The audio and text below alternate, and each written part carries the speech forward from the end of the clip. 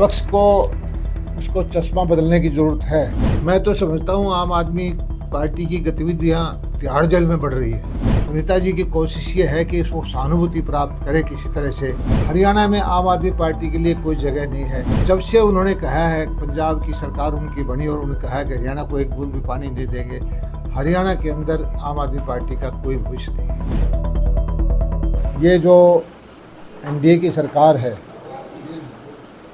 इसके नेतृत्व में ये बजट हुआ और ये एक निरंतरता का बजट है जो नीतियां बना करके, दीर्घकालिक नीतियां बना करके देश को विकास की तरफ हम ले जा रहे हैं।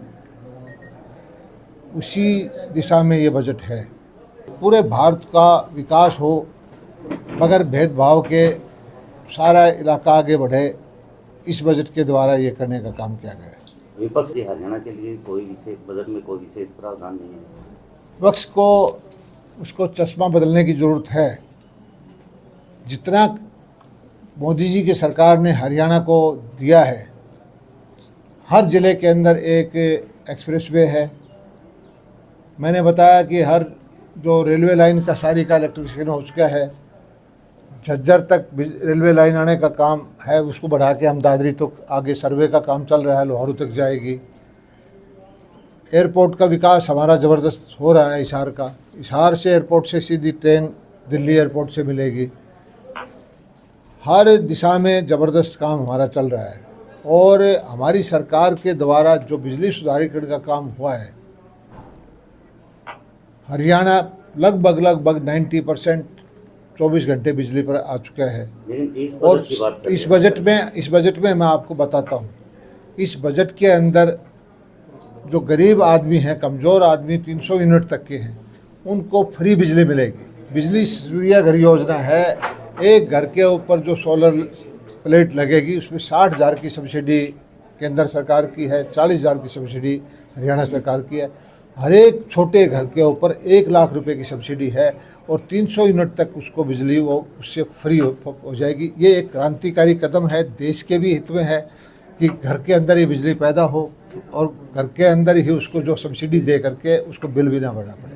लोहारू से एयरपोर्ट तक कोई वो हमारे इस बजट में नहीं है, लेकिन हमारी कोशिश ये है कि लोहारू से, बारडा से, दादरी होकर के, झज्जर होकर के एक ग्रीन फील्ड हाईवे निकले।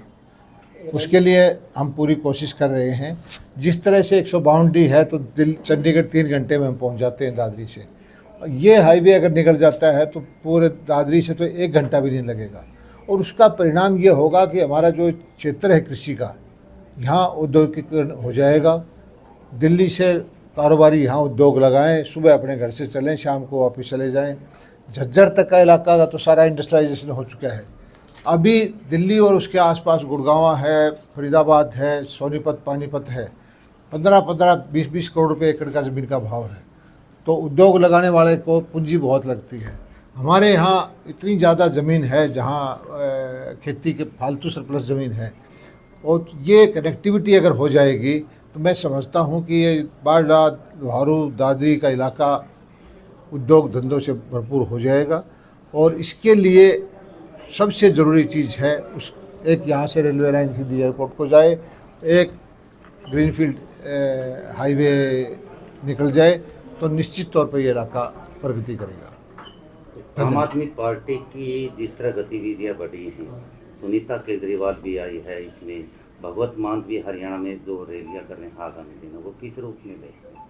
मैं तो समझता हूँ आम आदमी पार्टी की गतिविधियाँ तिहाड़ जेल में बढ़ रही है। वहाँ उनकी संख्या बढ़ती जा रही है। पहले वो सिसोदिया जी गए, फिर उनके एक मंत्री और चले गए, अब एक केजरीवाल जी भी चले गए। और सुनीता जी की कोशिश ये है कि उसको सहानुभूति प्राप्त करे किसी तरह से, लेकिन ये न्यायालय का मामला है, कोर्ट कचहरी का मामला है। हरियाणा में आम आदमी पार्टी के लिए कोई जगह नहीं है। जब से उन्होंने कहा है पंजाब की सरकार उनकी बनी और उन्होंने कहा है कि हरियाणा को एक बूंद भी पानी नहीं देंगे, हरियाणा के अंदर आम आदमी पार्टी का कोई भविष्य नहीं है। मुख्यमंत्री रोजाना घोषणाएं कर रहे हैं, क्या हरियाणा का जो खजाना है वो भरा हुआ है कि जो घोषणाएं पूरी हो सकती है? मैं खजाना मंत्री के तौर पर ये कहता हूं कि जो हमारी घोषणा होती है वो निश्चित तौर पर पहले खजाने से पास होती है, और हरियाणा के अंदर किसी तरह की कोई दिक्कत नहीं है, पर्याप्त धन है। जो हम घोषणाएं करते हैं वो पूरी 100% लागू भी करें। हमसे जुड़े रहने के लिए हमारे YouTube चैनल को सब्सक्राइब करें और नई वीडियो की नोटिफिकेशन के लिए बेल आइकॉन को दबाएं। अगर आप ये वीडियो Facebook पर देख रहे हैं तो लाइक जरूर करें और ज्यादा से ज्यादा शेयर करें। धन्यवाद।